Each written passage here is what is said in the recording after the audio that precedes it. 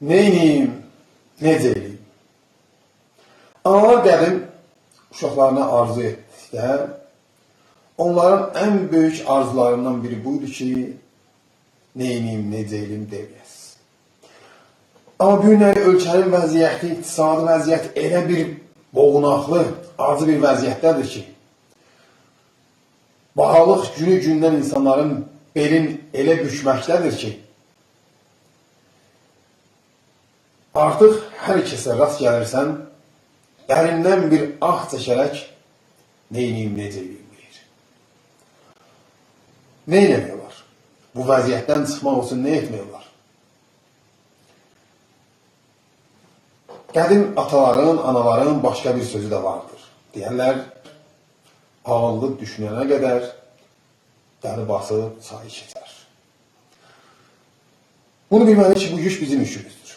O vəziyyətdən çıxmaq bizim boyumuzdadır. Və kimsə bu yükü bizim bərimizə daşımayacaqdır. Hər kəs bilməlidir ki, bu mənim yükümdür.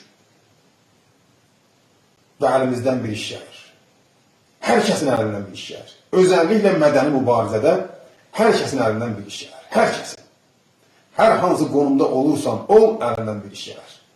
Bugün ən önəmli görə biləcəyimiz işlərdən biri budur ki, heç olmasa neyniyim, necəyim deməyənlər düşünüb də meydana keçən igidlərin arxasında olaq. Onların səsi olaq.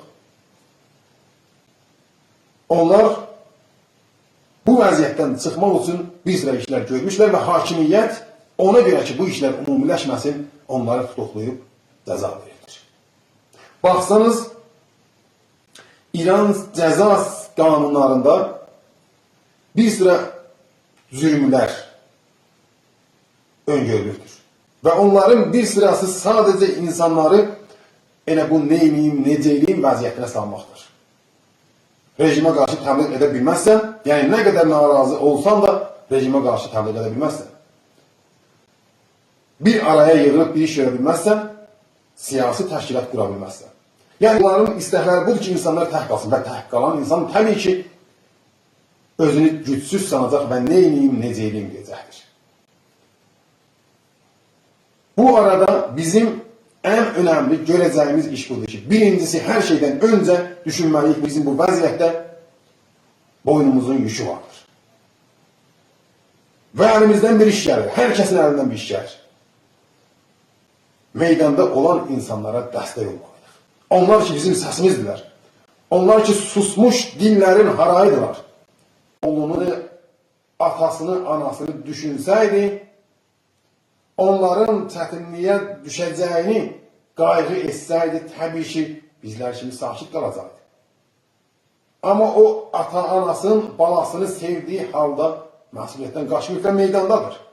Bizim vəzifəmizdir bu insanlara, bu cəsarətli insanlara, bu savadlı, bu bilgili və bu sədaqətlə meydanda olan insanlara dəstək olaq. Dəstəyimiz hər türlü ola bilər və susmağımız bizi bu vəziyyətdə saxlamaq üçün ən böyük şərbədir. Hakimiyyət müxtəlif işlər görür ki, biz bu vəziyyətdə qalaq.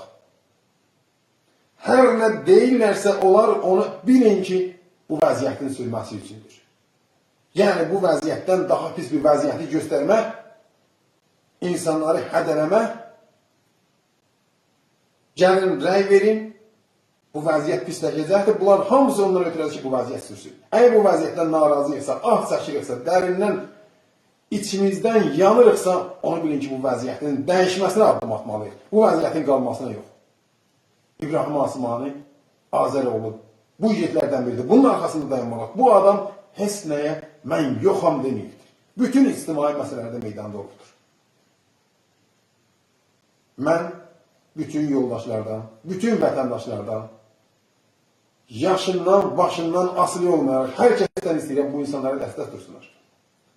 Biz siyasi məhbusların əgər bu günləri arxasında dayanmasaq, gələcəkdə onu bilin ki, bugündən daha artıq vəziyyətə, daha pis vəziyyətə düşəcək. Bu ki, filan kəsin əqidəsi bizdən fərqlidir. Bizə qarşıdır hətta.